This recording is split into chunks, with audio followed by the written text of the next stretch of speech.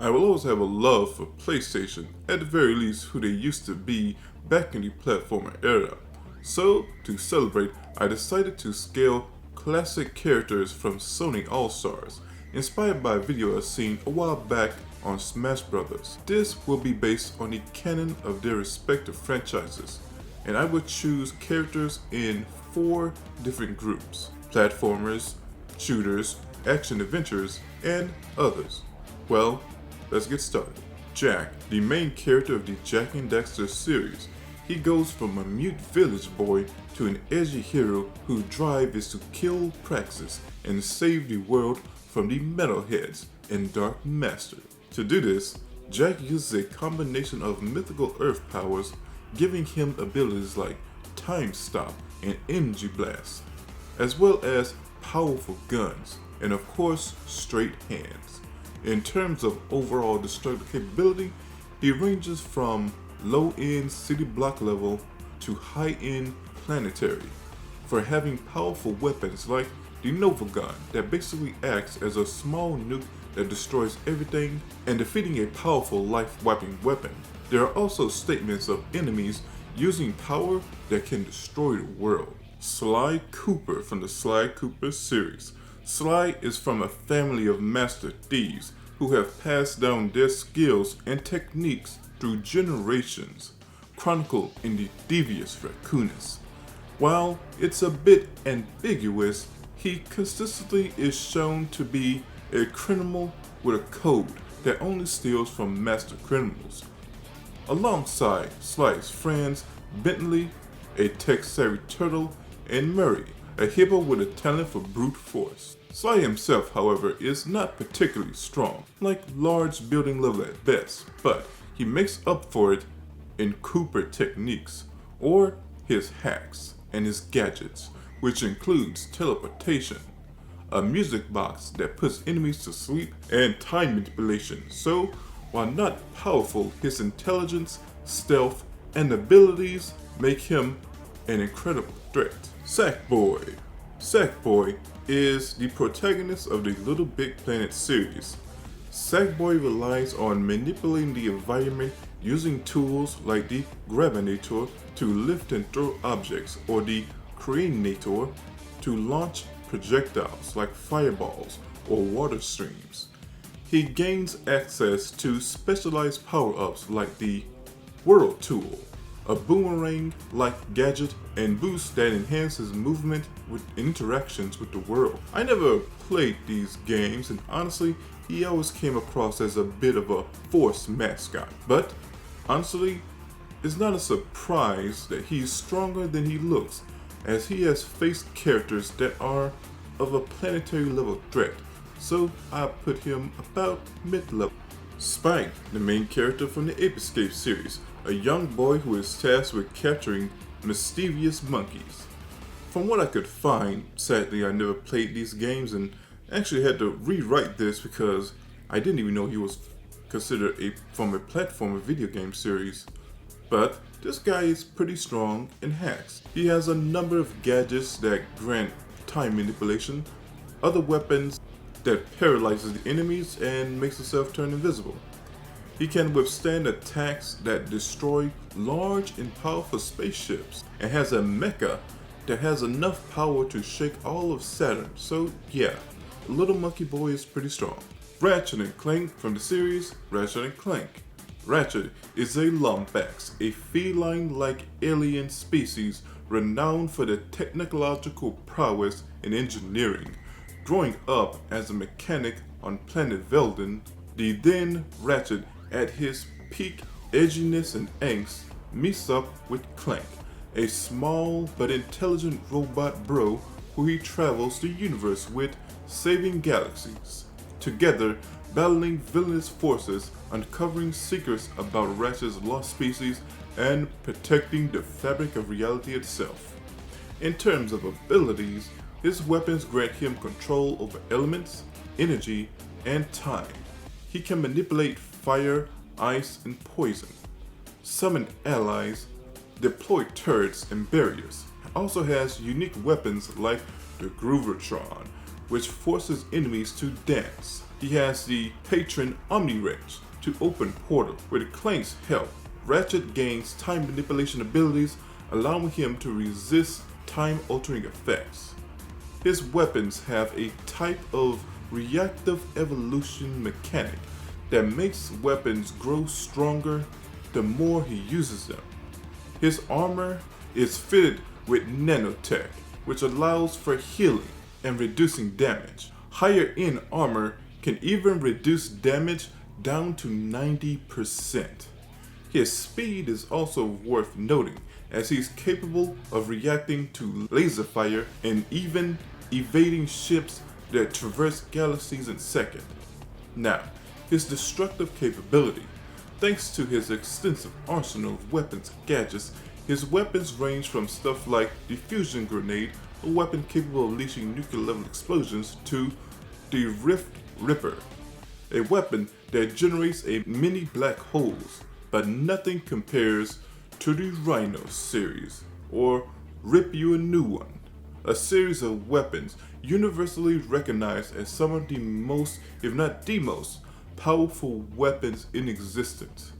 More so than even weapons capable of obliterating planets, like the Planet Buster Maximus or the Deplanetizer, and weapons like the Landstalker that can destroy small star systems. He's defeated enemies that survived a planet's destruction and stated that they were going to wipe out the universe planet by planet, star by star. On the higher end, Ratchet uses weapons powered by the Sony, and has even tanked attacks from Sony themselves, who are the most powerful enemies in the Omniverse, whose power transcends their constructs that can manipulate and threaten the infinite multiverse. So, low-end, planet, multi-star level to multiversal. Now moving on to another category. Fat Princess. From the Fat Princess series. I don't know much about this series, and I have not heard about it in like a decade. And from what I see, the princess is no fighter, and the MC is like building level. So yeah, if I was the scale of him, she's simply a building level character. Parappa, from Parappa the Rapper, everyone's favorite rapping dog. Well, we know he can spit a dope rhyme, but in terms of feats, well, he took a meteor or maybe asteroid to the face without any problem really. Now he was of course very big at the time, but still that was quite impressive. So I put him basically mid tier. Sweet Tooth, basically a killer clown with a killer truck and also some type of demonic entity. His truck is heavily armored, equipped with various weapons, and features a deadly fire-breathing clown head. The character himself is peak human and super durable, and his truck is basically a Swiss Army knife tank, making him a fairly versatile opponent, though not technically very powerful, even though he technically was the one that had to fight Kratos. Toro Inyo Doko, from the Demo Isio series. As far as I can tell, this is a series of party games. In terms of feats, well, there's nothing. But as far as I can tell, he at the very least should be peak human for his size. Heihachi Mishima, from the Tekken series, a ruthless martial arts master with family issues. Heihachi is both antagonist and anti-hero of the series, feuding with his son, Kazuya Mishima, and later his grandson, Jin Kazuma. His family issues and the cursed devil gene are a huge focal point within the series. Kung Fu Grandpa is incredibly strong, able to fight evenly with Devil Jin, who can dodge lasers from space and shoot beams strong enough to scorch a part of Earth's surface. So yeah, Kung Fu Grandpa is pretty strong. Big Daddies from the series BioShock are a horrible fusion of man and machine. They are guardians of genetically altered girls known as Little Sisters, armored behemoths, encased in heavy diving suits, equipped with a range of weapons such as a powerful drill, rivet gun, and grenade launchers. They are monsters built for combat and protection, and despite their size, they are very fast and agile and can charge at you at great speed and force. That's it for the other category.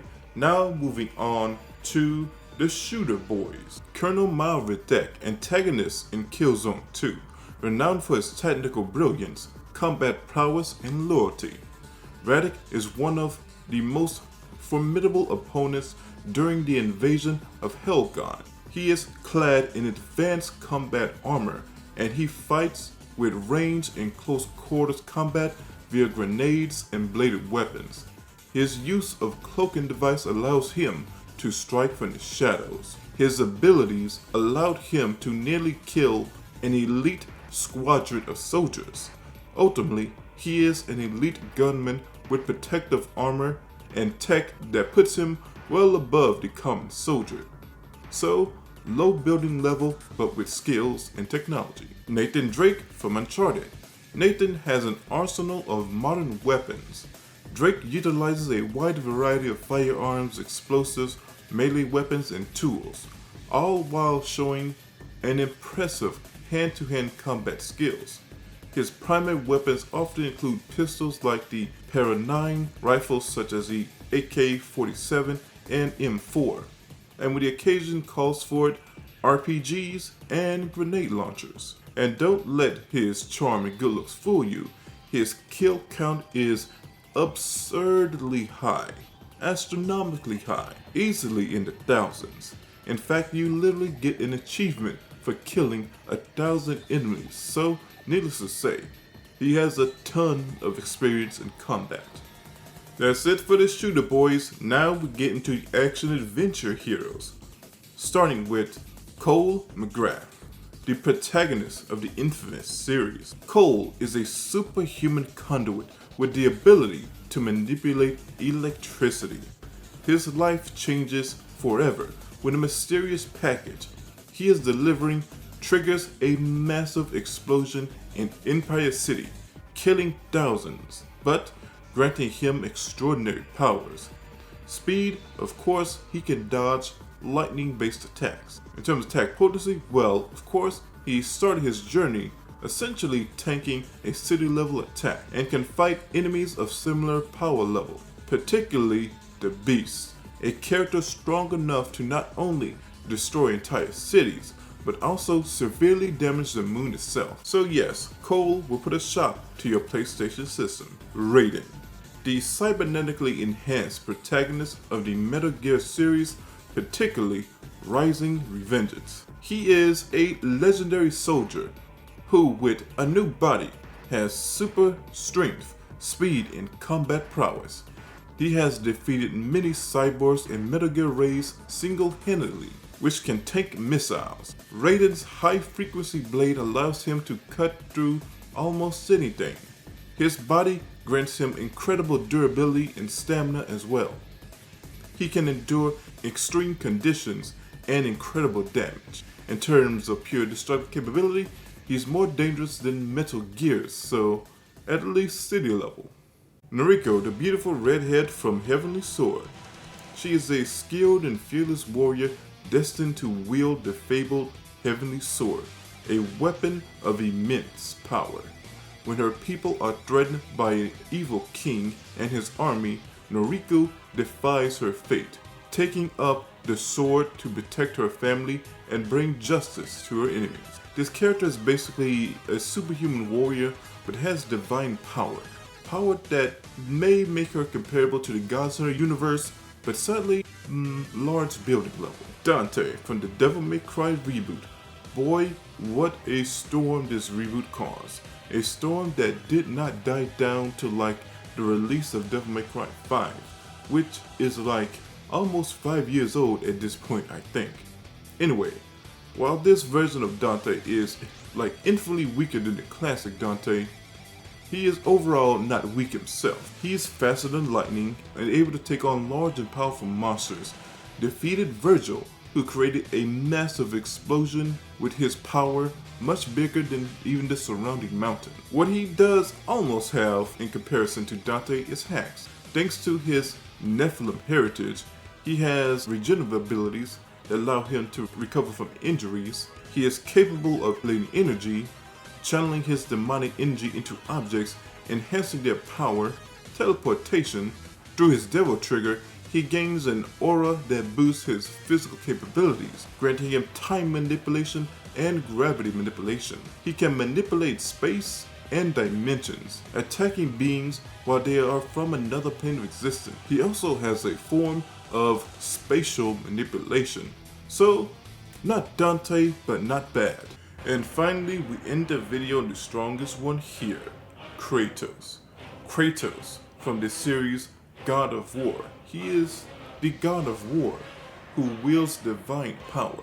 Well, a variety of divine powers, really, that he gained from other gods and defeating powerful entities throughout his life. As both god and demigod, his feats range from holding his own against cosmic threats to defeating entire pantheon of deities, manipulating dimensions, and carrying the power of hope, which amplifies his strength beyond even the most powerful entities in the franchise. Beyond brute strength, Kratos has a mastery of various weapons, such as the Blade of Chaos, the Leviathan Axe, and the Gauntlet of Zeus, further enhancing his power. He can channel his divine energy through these weapons, increasing their power even further. Kratos' speed is extraordinary.